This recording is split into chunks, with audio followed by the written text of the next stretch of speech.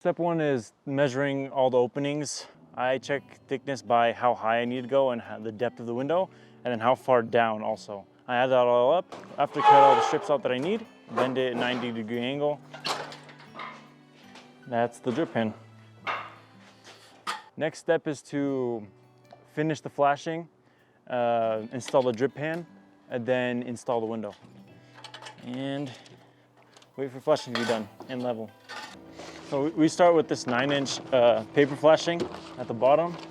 So when people come to do the wall wrap, they have plenty of space underneath to put their flashing.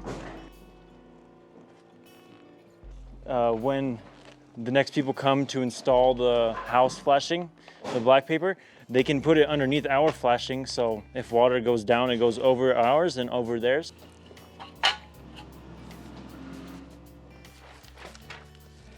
We don't staple it past about the bottom of the window, again, so they can put their flashing underneath ours.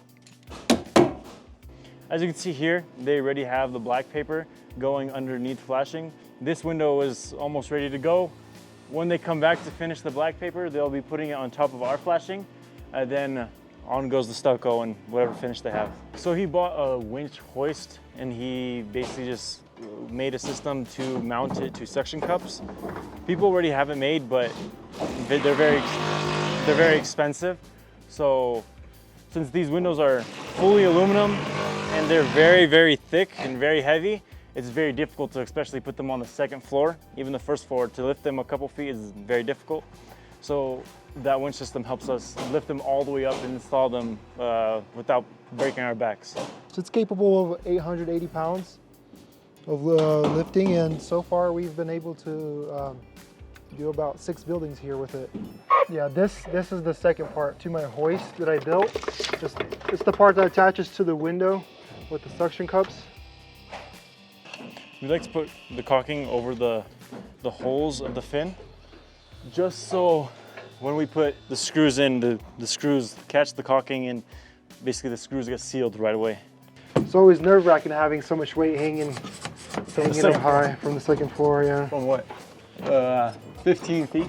I know that these upper ones, they say that they can hold vertical lift about 250 pounds and 300 horizontal. So I still like to take a little extra step and make sure that it's overkill instead of on the ground. At the limit or on the ground. At the limit or on the ground, yeah.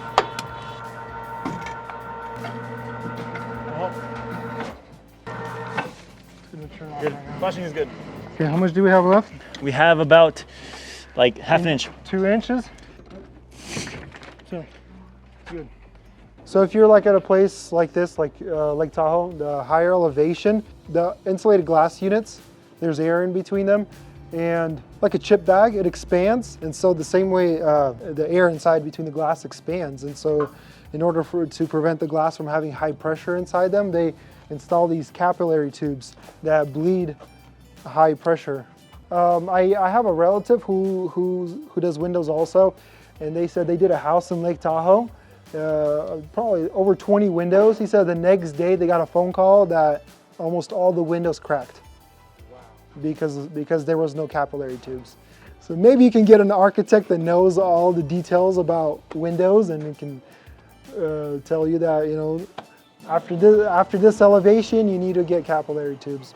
My name is Dennis, and we do installs, lots of retrofit around Bay Area, Sacramento area, and including Lake Tahoe.